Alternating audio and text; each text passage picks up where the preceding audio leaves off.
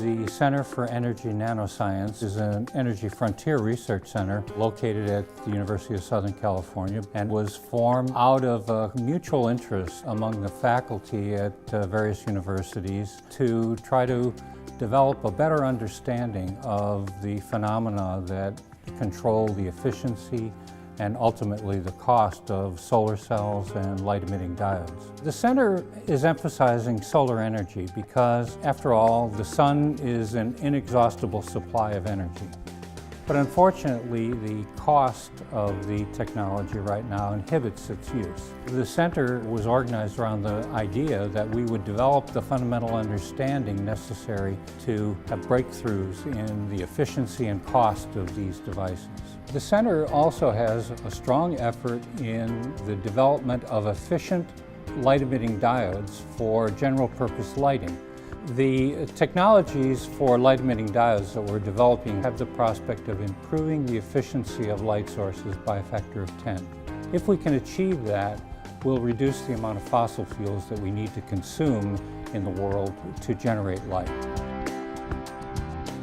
In our center, we're working on a number of things that will significantly impact the efficiencies of solar cells and organic LEDs. Organic photovoltaics are a very important area to work in. Organic devices have a number of benefits that traditional inorganic cells don't have.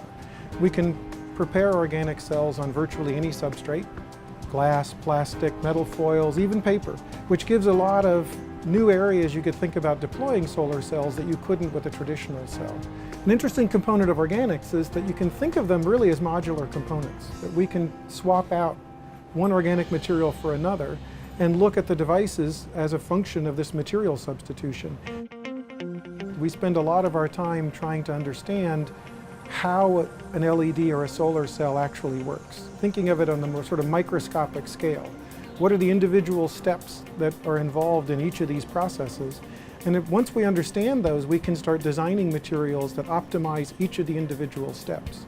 And so we spend most of our time trying to really understand the detailed mechanism. And the more detailed the mechanism we can draw, the better the model is we have for this device, the better we can get the device to perform. At the Center of Energy Nanoscience, we have some very detailed characterization techniques. Nonlinear spectroscopy to actually characterize buried surfaces, femtosecond time resolve techniques to actually uncover each of the steps of the cascade of electronic processes, and detailed theoretical simulation. In the center, we use molecular design to essentially manipulate each of the fundamental processes that are going on inside a material. With this type of characterization, we can pick apart each of the fundamental steps. To give you some examples, we want to actually be able to look at charge carrier generation and make sure that that's highly efficient. And also, if we are able to achieve exciton multiplication, we need to be able to actually see what material design characteristics lead to higher numbers of excitation splitting in organic, photovoltaics, and LEDs. We can extend the range of light that's being harvested into the near-infrared by changing polymer design to include extra donor acceptor groups.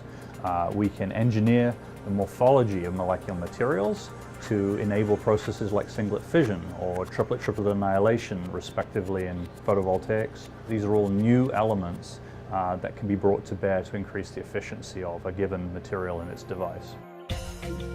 An important component of our research is designing optimal solar cell structures and predicting what efficiencies they will have. We use the computing capabilities here at USC to do both these things. We can tell experimentalists what we think the best structures might be to achieve high efficiencies. And then we can also help interpret experimental results or experimental measurements by relating those measurements to the fundamental material properties.